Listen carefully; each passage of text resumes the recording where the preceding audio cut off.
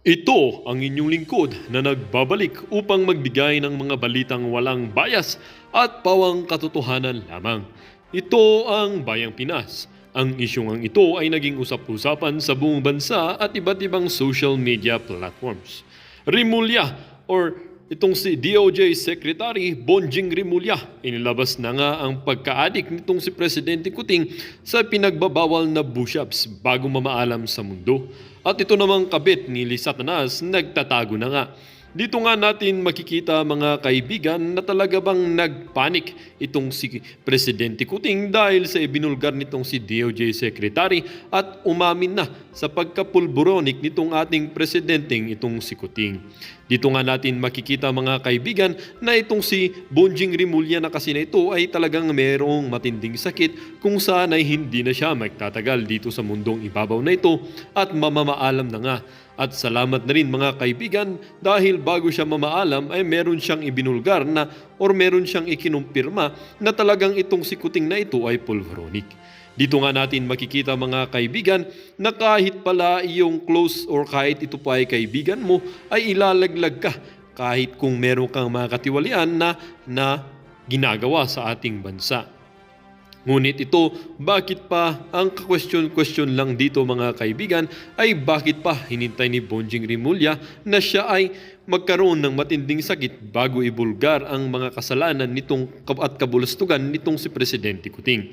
Kaya na lamang mga kaibigan, hindi natin maiwasan na magtaka kung totoo bang magkaibigan talaga ang dalawang ito. Ngunit ito ay politika, kaya hindi na ito nakakapagtaka. Hindi nga rin maiwasan nitong si Lisa Tanas na mangamba dahil nga itong kanyang kabit ay nagtatago na dahil sa kanilang kababalaghan na ginawa sa loob pa mismo ng palasyo kung saan nagtsuktsakan o nagjerjeran pa sila. Tila ba isang kahihiyan na gawain ito na pinaggagawa ni Lisa Tanas dito sa ating bansa na tila ba pinapahiya niya na talaga.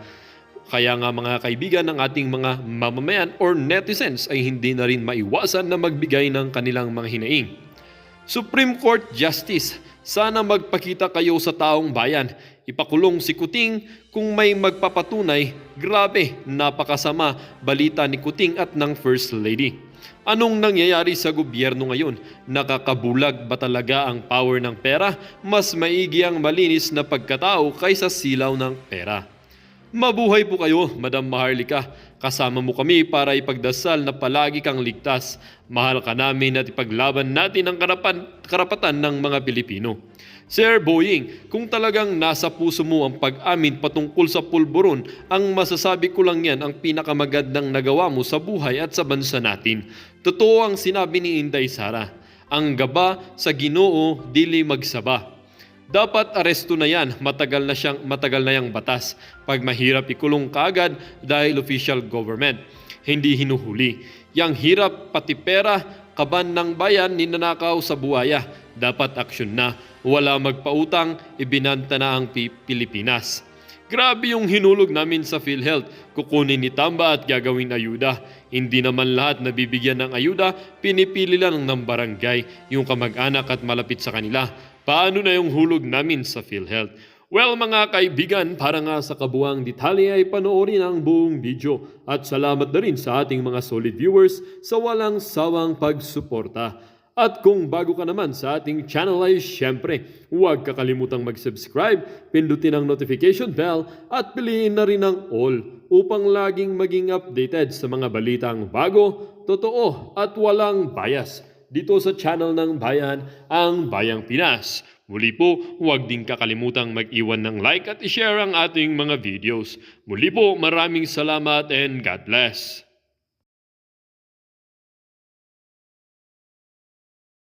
Tunay na may kredibilidad, 'di ba, may integridad, may pinapangalagaan kang pangalan, hindi ka manggagancho, hindi ka gagawa ng mali.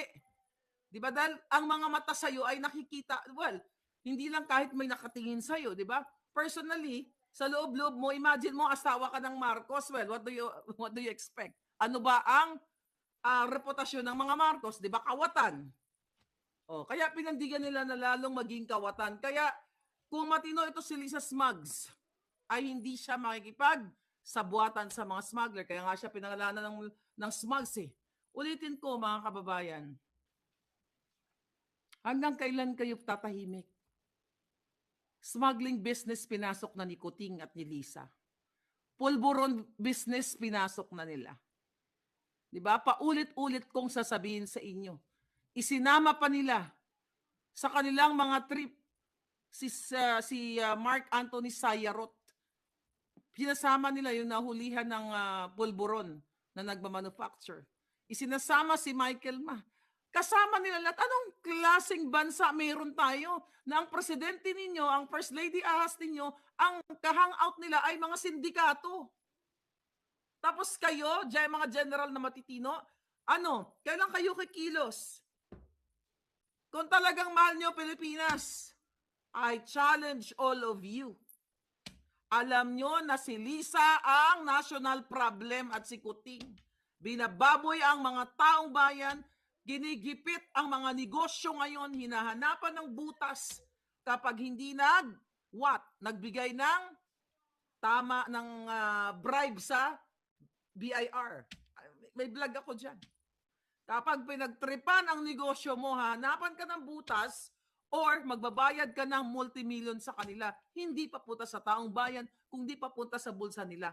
Lahat na lang ng departamento ng gobyerno sa Pilipinas binababoy ng babaeng ito. So ngayon, galit na galit sila at naghanap sila palangga ng what? Ng manggugurgur sa ating lahat. Sa akin. Kaya thank you kay Madam Suki na talagang pinagdarasal daw niya ako. Talagang, dinadasalan niya ako. Maraming salamat po sa lahat ng nagdadasal sa akin. At ipagdasal natin ang bayan natin na malubog na natin lahat sa kumunoy itong mga taksil na ito. Di ba? Wala kayong hirap na hirap kayo ngayon, lalo na yung mga OFW. O lahat tayo ng mga Pilipino dyan, lahat kayo dyan sa Pilipinas. Pero ang mga buwaka ng ina ko, maka-party. You know that already. Party ng Kongreso, party ng Malacanang. Sobrang bumabaha ang pagkain, bumabaha ang mga regalo, pera, kalahating milyon, mga luxury cars, may mga regalo pa mga babaeng, pakangkang. Samantalang kayo, hindi kayo makabayad ng bills ninyo dahil walang oportunidad. At itong mga pledges ni Kuting, na sinasabi recently mga pledges, putang ina, puro pledges. Di ba nagmaterialize ba yung pledges? Wala. Nga ang taong bayan kasi kung nagmaterialize, yung mga pledges na sinasabi niya from his travel, their travel, from all over the world, hindi sana ganito ang bayan natin. Even bentahan ng pulburon dyan ay nagmura na. May nag-send sa akin. I think nagmura. I forgot kung sino nag-send sa akin. Ang bentahan ng pulburon, tama ba? Ewan ko kung alam nyo. 1 gramo. 1 gramo ba? From 5,000 naging 900 pesos na lang. Kumbaga, available na siya. Reachable, kumbaga, affordable. Diba? Sa mga taong, dati daw kasi 5,000 ang bentahan. Ngayon 900 pesos na lang. Yan ba'y maganda? Ay, okay. Doon sa mga nagpupulay, ay, okay. Nagmura na yung pulburon. 900 na lang. Anong ibig sabihin yan? Ang ibig sabihin, dumadami ang supply. Kaya bumabagsak. Diba? Just simply lang. Supply of low and demand. Diba? Ngayon, mga palangga, diba? Yun yung sinasabi natin, mataas ang supply, mataas ang demand. Diba? Maraming supply. Ngayon, kung mataas ang demand ng pulburon, tapos konti lang yung supply, kaya nagmahal. Nung panahon ni Duterte, ganun daw ang bentahan, 5,000 per gramo. Pero ano ibig sabihin nun? Kasi ibig sabihin, walang maraming supply sa bansa dahil nga tinutokhang panahon ni Duterte at kasama nga dapat si Kuting sa tokhang, di ba? Napinigilan lang, nakiusap lang si Amy Marcos ayon sa ating puting ahas. So kung titignan ninyo, nasa pinaka-simple, okay, ng load, supply, and demand, panahon ni Duterte, 5,000 per gramo. So kung ikaw ay addictus benedictus na wala kang pera, hindi ka makakabili kasi saan ka kuha ng 5,000, di ba? May mga pera lang o mga korap o mayayaman ang makaka-afford. Pero sa panahon ni Kuting, 900 pesos na lang per gramo. So, ibig sabihin, bumabaha ang supply sa Pilipinas, kaya kailangan i-bargain ng mga manufacturer ng pulburon. So ngayon, bakit natin pinag-usapan to? Dahil itong issue na itong pulburon na ito, sinisira nila ang kinabukasan ng mga anak ninyo. Mga OFW na iniwan ninyo mga anak ninyo dahil sa kahirapan ng buhay. Ngayon, pag pinapadala niyo ng pera, ito si Toto, si Nonoy, medyo mahina ang control sa mga tukso na ganito dahil, ganon talaga, vulnerable yung mga bata, di ba? Dahil may 900 siya, pinidalan siya ng pamasko ni nanay niya, o sige, titira na ako ngayon, pare, ganyan. Pero nung panahon ni Duterte, dahil kahit papaano, hindi ba na zero out ang droga, mga palangga, at least hindi affordable sa lahat. Di ba? Kailangan mo muna gumawa ng paraan para kung gusto mo talagang mag-addictos benedictos, kailangan mo mag-exert ng extra effort to get 5,000 pesos para mabili mo. So yan ang napakasimple na pangyayari sa atin. Binapabaha ni Kuting, okay, ng gobyernong ito ang pulburon. Kasi nagmamadali sila eh. Kumikita sila sa pulburon. Kumikita sa loto, sa pulburon, sa smuggling. Tapos aartehan lang kayo. Ibabangon natin muli ang Pilipinas, chuchu. Yung mga bata, kukunin, papuntahin sa Malacanang, bibigyan ng kapirasong loot bags. Hindi yan na kailangan ng bayan. Ang kailangan ng Pilipino, sustainable livelihood program. Hindi ganyan. Maawa kayo, mga palangga, maawa kayo. Military takeover na dapat, sabi ni Alexander Gatchalian. Maawa kayo sa inyong bayan. Kahit ano pa kaganda ng bahay na ini-enjoy nyo dyan, sa Forbes Park, sa lahat. Tapos paglabas ninyo, dahil pag ang Pilipino ay nagutom yan, ang Pilipino ay kumalam lahat ang mga sikmura ng mga milyon-milyong Pilipino, yung mga yung mga kagandahan ng lugar ninyo, pwede i-take over yan ng mga Pilipinong gutom. Kaya dapat kayo ay bigyan nyo ng what? Kayo, dyan sa gobyerno. Well, si Kuting hindi na effective yan, mga palangga. Hindi na effective si Kuting, hindi na effective si Lisa. Kayong mga may matitinupang natitira at may pagmamahal sa bayan, kailangan yung magsumikap. Dahil akala nyo ngayon secured kayo sa inyong mga tahanan. Di ba? Recently nga, di ba? Naglindol. During the hearing, doon kaila Badoy at kaila Ka-Eric, di ba? Naglindol. So, ibig sabihin, kaya kayong singilin. Kaya kayong singilin at utasin ng tadhana at ng taong bayan kapag oras na ng pag-speak up day. Huwag kayong pasisiguro, Kuting. Dahil hindi ka na matatapos sa term mo. Dahil oras na lumabas ang pulburon video, doon mo makikita kung paano mag-aklas ang taong bayan. Kaya nga, challenge doon sa may hawak ng pulburon video. Ano pang inaantay ninyo? Gusto nyo boljakin ko pa kayo? Diba? Sana all makakita ng video, sabi ni Sweater Magis. Pero, you know what, mga kababayan? Alam mo, nakakaawa talaga tayo. Nakakaawa talaga Pilipino. Nakakasuka yung ginagawa sa inyo.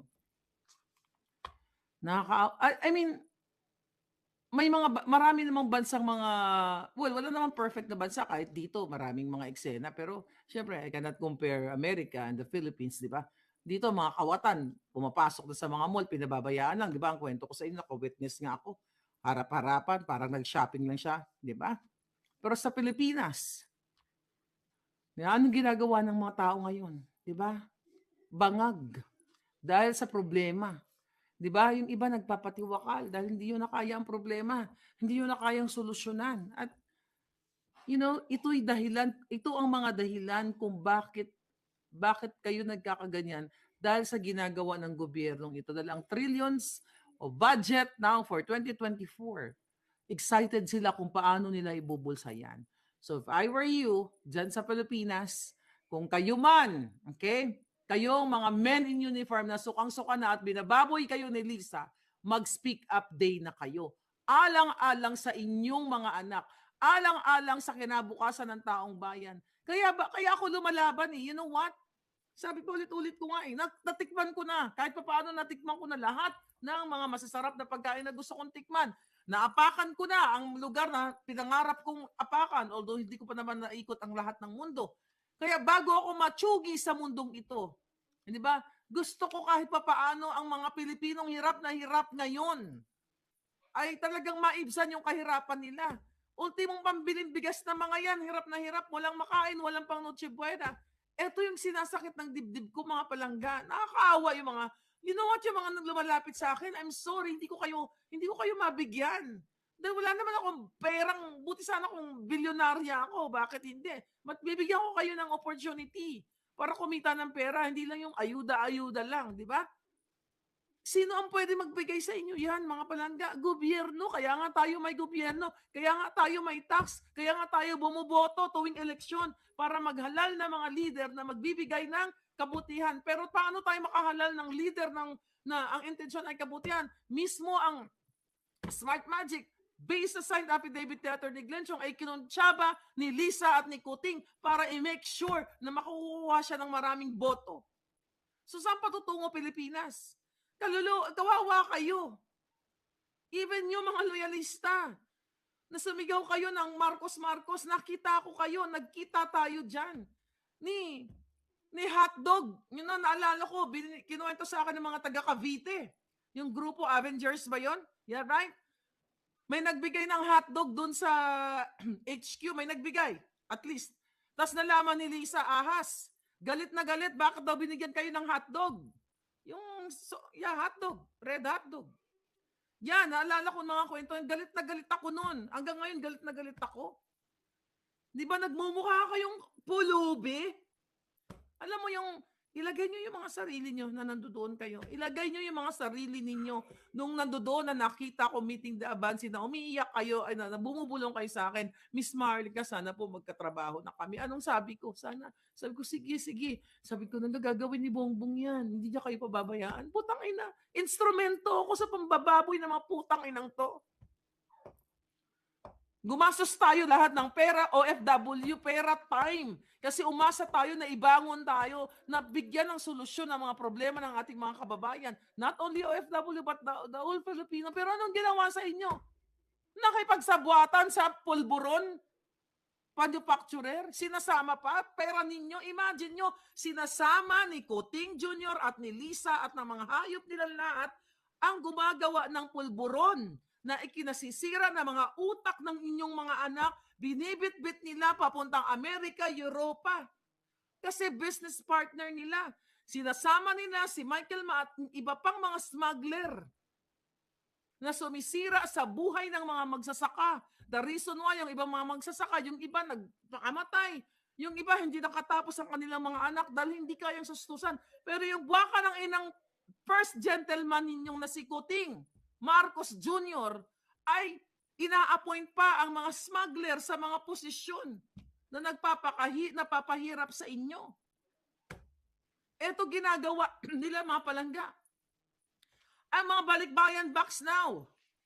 Hindi lang binabalita ng mga media. Yung kaibigan ko na pinuntahan ko, nalala nyo nag-bonfire ako? Nagpadala siya, sa LBC niya pinadala. Nagpadala siya kasi napag-usapan nga namin yung mga kalan-kalan, yung mga hex something, I forgot the brand. Okay? Comment nyo na lang palangga. Hexclad. Okay? Pinag-uusapan namin ng mga ganyan. Sabi niya, pinadala ko na yung mga Brenda, thank you palangga. So, pinadala niya sa Pilipinas, sa Sindangan. Okay? Yung mga used niya dito sa Amerika. Anong ginawa? Hindi nakarating yung mga magaganda. Recent yun, mga palangga. Hindi nakarating sa pamilya niya yung mga magagandang kaldero, magagandang plato, na pinadala niya, na maayos, pinadala sa pamilya niya. Yan ang nangyayari sa customs ngayon. Walang pakaalam, walang media na nag-uulat ngayon. Dahil sinungalingalan na. So kayo mga OFW, may kwento ba kayo na nagpapadala kayo ng pera ng balikbayan box?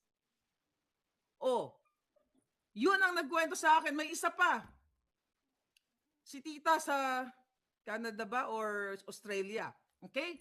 Yung mga napapadala na kulang, yung mga magagandang klase. Yung mga ali ba sa Ilonggo, yung mga magagandang klase. Nawawala. Yan ang nangyayari sa customs. Bakit? Walang pakialam. Sino ba nasa customs? Diba? Appointed nila sa Smugs. Si Rubio naman, dating bagman. Imagine mo si Rubio na dating bagman diyan sa customs, yan ang inappoint ni Lisa. Kasi ang gusto ni Lisa, pag inappoint niya, you can deliver ng epektos. Pwede kang magnakaw, pwede kang maging bagman niya. So kaya yung mga bagay nyo ngayon, ay what? Nawawala ang mga laman. Kaibigan ko. Di ba? Kaibigan ko mismo nakaranas. Doon, nagkwentuhan kami before Christmas. Ito ba? Nung panahon ni Duterte, kahit papaano, sabi ni Duterte, yung mga naglalagay ng bala, ipapalunok niya. O simula nun, wala na naglagay ng bala. Nabawasan. Itong mga balikbayan box, sabi ni Duterte, kapag kayo ay tinatarantado ng mga taong nasa gobyerno, let's say, nag-ayos kayo ng mga papel-papel ninyo, whether sa ibang bansa, magwala kayo, magsigaw kayo, i-express yung karapatan ninyo bilang isang Pilipino, di ba? Ngayon, ano ngayon? Anong ginagawa ni Lisa?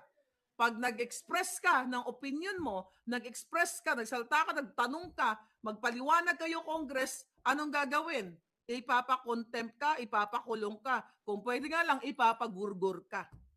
Then it's your call, people sa Pilipinas. It's your call, mga military, men in uniform. It's your call kung papayagan nyo itong hinayupak na butod, mudlo, sindikatong babaeng to, nahahayaan nyo siya na babuyin ang sinasabi nyong mahal nyo ang Pilipinas. Kailan nyo ipagtatanggol ang bayan ninyo? Kailan nyo ipagtatanggol ang flag ninyo sa babaeng buwaka ng Ginemes na ito? Gumagamit siya ng mga tao ngayon. Dahil naduduwag ka, Lisa, nakakasuhan ako. Diba? Kaya ginagamit mo si Taerna. Naghahanap ka ng tao para manggurgur sa akin. Hindi ka magwawagi. King ina ka. Hindi ka magwawagi. Dahil malapit-lapit na kayo.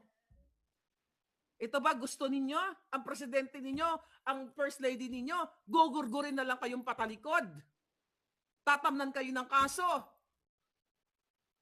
Kung kayo ay may negosyo, gigipitin kayo. Di ba may inulat ako katulad ni Sara Geronimo? Anong ginawa dyan? Di ba? Inano yan. In-scrutinize yan. Sinisilip ang mga taxes. Buti sana, kung ang ginagawa nila is for the people. Na, sige, silipin natin lahat ng mga artista. May mga tax evasion ba yan? O ganyan-ganyan. Buti sana kung ilalagay sa kaban ng bayan at gagamitin for what? For livelihood programs. Kaso, ang ginagawa ng mga nayupak, kunyari, itong si artista A, yan, may nasilip kami. Supposedly, ang babayaran mo is 10 million. O sige, 5 million na lang. Anong gagawin ng mga kasindikatuhan ni Lisa Smugs? Hindi i-remit ang 5 million. Maaring 1 million lang, o 500,000, o 200,000. Ganon ang laro nila, mga kababayan. Kaya sabi ko, ano pang inaantay ninyo? Mag-speak up day na kayo. Anong ginagawa? Papayag kayo ng isang buwaka ng inang Lisa na yan. Tingnan mo, kung makita mo ang balat niyan, balat ahas talaga. Diba? Nabudol talaga kami. Dahil magaling siya plastic. Yun ang hindi ko nakita mga palangga. Kaya di rin nakita ni Atty. Glenchong yun. Mambubudol, pero at least nakita natin ngayon. At darating na ang mga susunod na araw, linggo, panahon, na ilulubog natin sa kumuno yan sa tulong ninyo. Tatahimik kayo. Nakita ninyo ang mga mainstream media? Parang wala kayong mga silbi. Dahil pinalamo na kayo, mahiya kayo sa pamilya ninyo. Yung mga malalaking media kasi, kayo mga malalaking media entity, they're not really for you na sasabihin para sila sa taong bayan, nagbibigay tuwing, di ba, nanghihingi pa nga yung mga yan, GMA7, ABS-CBN, lahat ng mga media nanghihingi pa ngayon ng mga donation kapag pag may mga nasalanta ng bagyo o ng lindol, di ba? Nanghihingi sila, kayo naman mga OFW, di ba? Naawa kayo sa mga kababayan nyo, ipinapadaan nyo sa kanila. May issue na yan, hindi nila nare-remit. Di ba? Na supposedly sila ang maraming pera, binibigay nila sa taong bayan. Pero ngayon, ano bang iniisip nila kung bakit sila na hindi nagsasalita? Bakit ang kanilang mga reporter ay tahimik o bumabaliktad, nagkikisas kay Lisa? Kasi pinoprotektahan nila ang kanilang negosyo. Remember, isa sa pinakauna kong in-expose sa inyo na ayon sa ating puting ahas, na yung kapatid ni Lisa Smugs na si Martin Araneta ang nagbo-broker between between ABS-CBN, okay, and News 5, okay, TV5. Ang nagbo-broker, kung tama ang pagkaalala ko, ang nagbo-broker na nagbigay ayon sa ating puting ahas, nagbigay ng 600 million kay Lisa Smugs bago pa umupo si Kuting. Di ba na-intercept yan? Pinag-usapan yan sa Kongreso at sinasabi ni Marcoleta na illegal ang ginagawang pag-merge. Di ba? Naputol yan? That was last year. Yeah, I think that was last year. So, eto ang ginagawa ni Lisa ng kanyang pamilya. Mga hayop sila. Talagang inuubos ang pera ninyo. Balikan natin. Doon na lang sa NICA report ni Clarita Carlos na sinasabi sa NICA report na ang pamilya ni Lisa Smugs, ang kanyang kapatid ay sangkot sa smuggling. At ang sabi ni Clarita dyan, nasa mga kamay ninyo if you do right or wrong. Diba? Doon sa message niya. So ano nangyari? Naligwak si Clarita at inoferan ng pwesto sa Congress. At ngayon nakaitambalus-lus na nag-e-enjoy ng pera ninyo. Kaya tahimik si Clarita kasi sinungal-ngalan na yung bunganga niya ng pera ng bayan. Sinungal-ngalan na tinitambalus-lus. Kaya I challenge Clarita, kung sinungaling ako, file a case against me. At isasampal ko sa iyo ang ebidensya. So nakita nyo, kahit ito'y 80 anyos na walang pagmamahal sa bayan. Diba? Kasi mahal nila yung pera. Kasi ako kung mahal ko, lahat tayo kailangan ng pera. Ba't hindi ko kayang tumanggap ng pera galing sa pagnanakaw, galing sa gobyerno, dahil hindi yan ang intensyon ko. Nung ako ay tumayo at nagsalita dito sa Jotang Ginemes na social media na ito. Okay? Well, not pala Jotang Ginemes. Kinokontrol kasi tayo eh. Diyan sa Facebook eh. Ang ibig ko sabihin, yung nakakakilala sa akin, 2015 pa lang, wala pa akong kinikilingan kung sinong politiko dahil wala pang election during that time. Di ba? Hindi ko pa alam kung sino mga tatakbo. I started nga sa issue ng Balikbayan Box dahil sa pagmamahal ko sa mga OFW at pagmamahal ko rin sa sarili ko dahil nga yung pag nagpapadala ako, di ba, na nawawalan ka, yun yung nararamdaman ko bilang Pilipino eh. Kaya nagtuloy-tuloy ako sa pagnangak-ngak dito dahil sa pagbababoy sa atin. Kung hindi kayo kikilos mga kababayan, kailan kayo kikilos? Bababuyan kayo ni Lisa at ni Kuting. Well, si Kuting, sunod-sunuran nga lang yan kay Lisa, pero ang Araneta Romualdez, yan talaga ang magpapabagsak lalo sa inyo. Yun si Amy, bibigyan natin ng konting tsansa yan. Senator Amy, bibigyan ka namin ng pagkakataon para mamili, para ka ba sa Pilipino o para ka lang sa kapatid mo o pamilya mo. Dahil ang alam ko, pati pamilya mo, sukang-suka sa kapatid mong Kuting. Mamili ka. At ikaw naman, Direk Daryl Yap. Okay? Advisean mo naman si Manang. Hindi ko sinasabi. Hindi ko sinasabi na utusan mo siya kung anong gawin niya dahil may sarili siyang, in the first place, may sarili siyang utak. Di ba? Okay, di ba si Daryl? Minsan nandiyan yan eh. Palangga. Hindi ko sinasabing utusan mo si Amy. Alam niya kung anong tama. So baka pwedeng paispantahan mo ng konti. Ay mo Manang, baka naman. Kasi si Daryl is Duterte supporter yan si Daryl. Alam niyo, I will tell you a story. Hindi ko yan kilala si Daryl. Okay? Yap. Hindi pa kami nagkuta ng in person yan. Nung pumunta ako, nakwento na yata ito ni Pebo. I don't know kung nakwento na ni Pebbles. Nung pumunta ako, first na umuwi ako ng Pilipinas. Nung pumunta ako sa meeting de Avance, inimbita nga ako dyan sa HQ na yan. Di ba? Nandun si Lisa Smugs. May picture nga kami. I think tingnan ko nandito yung picture namin para makarelate kayo sa picture namin. I think kung may picture kami dito. Parang walang naka-ready. But anyway, inimbita ako, di ba? Yang si Lisa Smugs na yan, andun si Pebbles, andun si Joe Smith, andun yung mga kaklase ni Lisa, andun si Rose, ewan ko, nabigyan na ba yun? Si Rose sa, Montenegro. Okay? I don't know kung nabigyan na ng pwesto, tahimik na yan yata, baka hindi nabigyan. Galit na galit si Lisa kay Amy at saka kay Daryl Yap. Siyempre si Daryl Yap, director ng Made in Malacanang, di ba? Galit na galit si Lisa dyan. Kaya alam na alam ko, nagigil si Lisa kay Daryl Yap. Unang-una, nagagalit siya dahil doon kay Lenlen, yung nagagalit siya dahil may ginawa si Amy at saka si Daryl na yung Lenlen kay Lenny. So doon pa lang, makikita mo pala talaga, dilaw na dilaw siya. Wala akong alam kasi sinabihan niya si Pebbles Talakera na, si Pebbles at saka si Joe, sabi niya, I saw you at Daryl's, yun Lenlen puppet, Ayaw ni Bong yun, Bong doesn't like it. Sabi niya, remember, Mother Pebbles Talakera, ayaw daw ni Bongbong yung parang nang aaway o nang aapi-api. Ba po, jutang sinima, kala mo totoo, ayaw ni Bong yung puppet-puppet. Yung pala, di ba, ang gusto nila, yung malupitang pagnanakaw. Pero yung mga puppet-puppet, kunyari ayaw, julul. Yung babae ka, ikaw Lisa Smugs, hindi kita titigilan. Akala mo kahit pag hindi ka magwawagi, papagurgur mo ko, putang ina ka. Ikaw, taong bayan ng gugurgur sa'yo. Mga kababayan, kailangan nyong malaman, although alam nyo na gumagawa si Lisa lahat ng mga tao niya para gurgurin ako. Para pag tinamnan na nga ako ng kaso dyan sa Pilipinas, di ba? Kasi galit na galit siya dahil hindi nila kaya akong mapatanggap ng offer. Di ba, sinabi ko sa inyo, December pa lang inoperan ako ng mga hayop na yan. Umuwi daw ako ng Malacanang, ng Pilipinas, tapos surpresahin ko si Lisa. Di ba, para magbati kami. Anong sabi ko? Hindi, magkita kami sa Russia o sa Ukraine kung gusto niya mag-ayos kami. Di ba? Kaya ngayon, hindi niya akong kayang bayaran. Yun ang masakit sa kanya. Kaya niya bayaran yung mga taong nakapaligid sa kanya ng multi-million. Pero ang isang maharlika, kahit 1 billion pa, kahit ilan pa, hindi niya kayang bilhin. Yun ang galit na galit siya, na akala niya most powerful siya, kaya niyang bayaran ng mga taong nakapaligid sa kanya.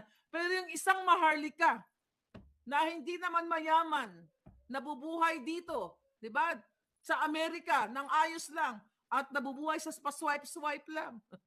Di ba, yun yung atake nila sa hindi niya ako kayang bilhin. Hindi mo ako kayang bilhin. Dahil ang ipambibili mo sa akin galing sa pera ng bayan, papalunok ko sa iyo lahat yan. Papalunok ko sa iyo sa laksak ko sa kipay mo. Lahat ng ninakaw mo, katuwang ko ang taong bayan. Akala mo magwawagi ka? Sa lahat ng pahirap mo sa mga tao, even men in uniform, nahihirapan kayo, ginigipit kayo. From PDEA, ginigipit kayo ni Lazo. Yan ang vlog ko noong nakaraan, di ba? Ginigipit kayo. Kayo dyan na matataas, mga abogado kayo, mga ma'am, mga sir, binababoy kayo ng mga ito. Ito yung masakit sa akin. Nasasaktan ako sa ginagawa niyo. You know why? Sabi ko sa sarili ko, kung kayo ay mga abogado na, mataas na ang pinag-aralan nyo, binababoy kayo ni Lasso, sa PIDEA, sa PNP, at kung saan pa mga departamento, sa DOH, yung mga doctors and nurses natin, na ginigipit ni Lisa. Ginigipit kayo kasama yung mga alipor. How much more ang isang vendor? How much more ang isang nagtitinda sa palengke? Yes, mga gwardya. How much more kayo mga sir, mga ma'am? Kung ito mga lawyers natin, lawyers, ano ba yung mga lawyers? Tagapagtanggol ng tama. Pero mismo sila ay biktima ng gobyerno ni Lisa at ni Kuting. Ano kayo? Takot dyan sa babaeng yan. Isang tiris ko lang yan eh. Wala yung mga armado niya sa paligid niya. One-on-one. Titirisin ko yan. Kaya kong lunukin ng buo yan. Huwag yan ang gagamitin ang pera ng bayan at ang mga armadong mga, mga PSG na mga tiwali kung meron man. PSG kayo, kakausapin ko kayo. Hindi ba kayo naawa? May isa kayong kasamahan na nagpatiwakal. Hindi na nakasama yung kanyang pamilya nung Pasko. Dahil binuli ni Lisa Smugs. Nagpatiwakal siya. Hindi ba kayo naaawa? Bakit? Dahil sinusungal-ngalan kayo ng pera ni Lisa galing sa pera ng bayan? Wala na ba talaga kayong pagmamahal sa mga sarili ninyo at sa mga pamilya ninyo at sa mga kalahi ninyo at sa flag na sinisumpa-sumpa ninyo mga inayupa kayo? Ilan ang pinagtatanggal ni Lisa dyan sa likod na hindi nyo lang alam, mga kababayan. Mga nasa likod. When I say sa likod, nasa loob mismo ng Malacanang. Dahil pinagdududahan niyang mga puting ahas. Kung tama ang ginagawa nila, mga kababayan, ni Kuting at ni Lisa, walang ipapanganak na puting ahas. Kung tama para sa Pilipino, walang magsusumbong kay Maharlika na ganito, na ganyan. Ang isusumbong sa akin, Maharlika, ang ganda ng gobyerno ngayon. Grabe, ang galing-galing ni Marcos, ganito, ganyan, ganyan. At yung bawat ganda na yan, hindi lang dapat yan kwento. Na isa sa buhay yan, nagmamaterialize sa bawat sektor ng lipunan. Yung 20 pesos na kilo ng bigas, dapat nagmamaterialize. Hindi lang yung katulad ng sa Cebu nga, naulat na natin sa inyo yun. Bibili ng 25, bibili ng gobyerno ng 25, ibibenta ng 20. Ng gobyerno pa rin, ng kadiwa. Para kunyari. Oh, by the way, biglang kadiwa, naalala ko, nag-comment ako dyan kay Kuting. 25 yata, December 25, may nirentahan na naman silang bata na nag-post na may video yung bata, nagbabasa ng script na kesyo ang buhay daw nila nagkaroon ng liwanag dahil kay Kuting. Di ba? Nakita nyo, ginagamit na naman yung mga kabataan, nagmura yung ganito, ganyan. Anong kaputahan yan? Imagine mo, kukuha sila ng bata, pababasahin nila ng script at sasabihin ng bata simula ng kahirapan nila, nung mga nakaraan, naglumiwanag ang buhay nila dahil kay Kuting, dahil sa gobyerno. Kung talagang gusto nila na maramdaman ang pagbabago ng buhay ng ating mga kababayan, hindi nila kailangan, hoy, Marcos Jr., buwa ka ng ina ka. Kayo, Franz Imperial. Kayo, Gerald Barria, na pinababasa nyo ng script ang batang ito, mga hinayupa kayo, biniktiman nyo na naman. Dahil kung totoong nagbago ang buhay ng batang yan, candidly interviewin nyo siya. Candidly, hindi yung pababasahin nyo ng script. Halatang nagbabasa yung bata. Ganito, mga kababayan, ginagamit yung mga bata.